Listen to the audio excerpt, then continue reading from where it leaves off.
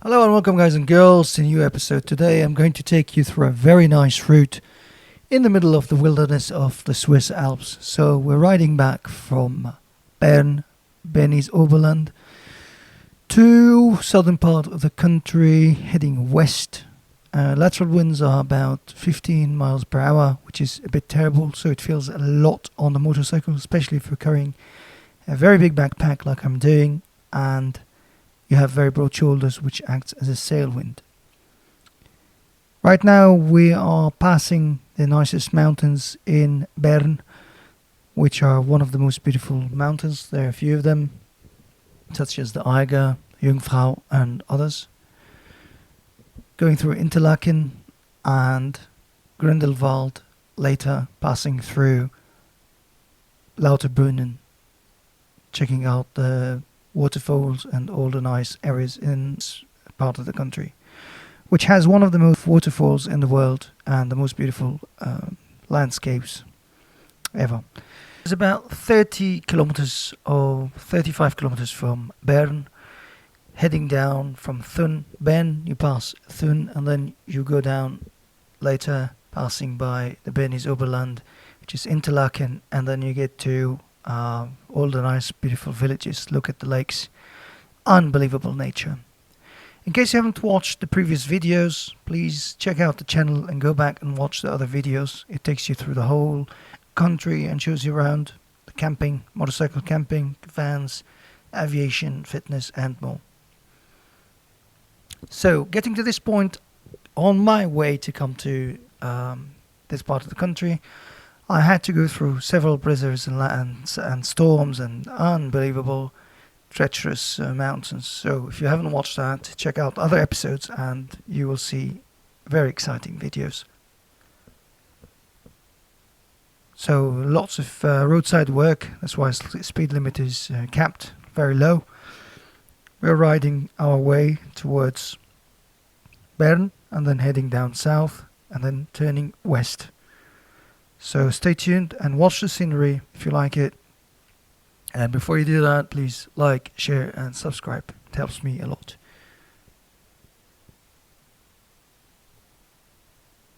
The villages here are really breathtaking and one of the most beautiful landscapes in the world. This is the Jungfrau region, which has one of the very beautiful mountains of the country. Actually, one of the most beautiful mountains in the country. You really get to see a lot of things. What's holding my phone here is makeshift tape, duct tape, because I lost my mount at the hotel. So I had to come up with something, otherwise you get really lost. And this tells me the weather, mainly in the mountains, so I don't get myself into dangerous situations. It really helps me a lot. As I mentioned, lots of roadside work, so I have to always be careful, keeping very good attention and paying very good attention to the road conditions as well as speed limits, because they drop instantly and there are lots of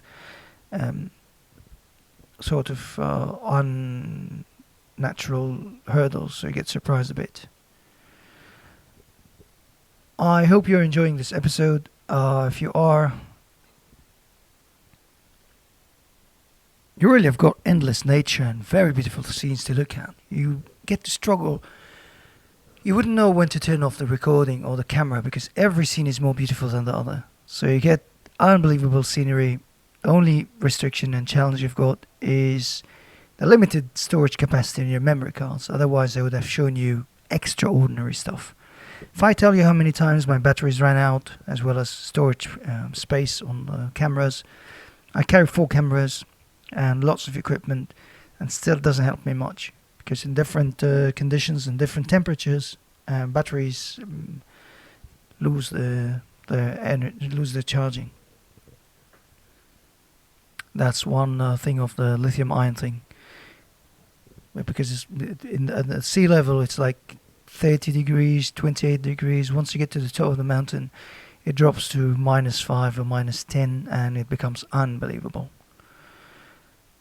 We're adjusting the phone a little bit, because I'm worried it just slips and falls off and it flies and I wouldn't have anything to use.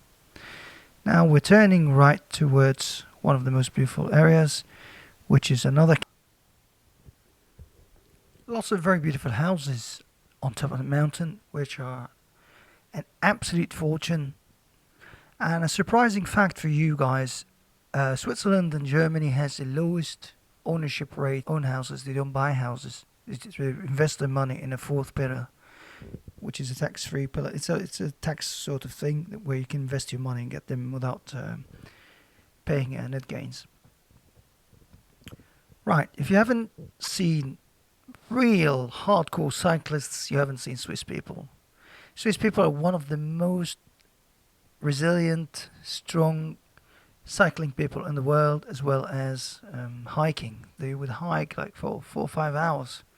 So if someone Swiss tells you, well, it's a short hike, it's just 10 minutes or 20 minutes, well, don't believe that, because it's going to be far more than that. It's going to be very difficult for you if you're not Swiss. Very difficult.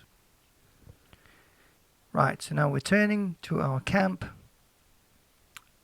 and we're going to check in and put our luggage and have some rest, because it has been a very difficult time with a very complicated sort of weather conditions. We've been through different changing weather conditions, which was just unbelievable.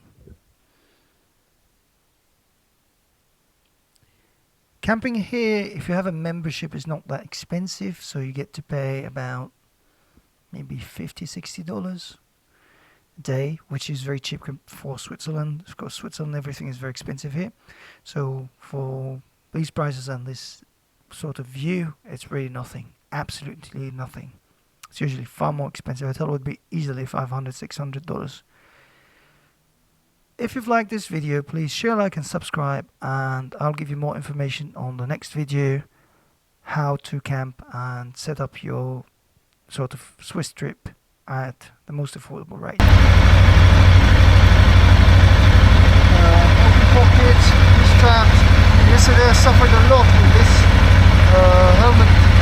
Wires were flapping and it caused me great deal of suffering. So now we gotta go,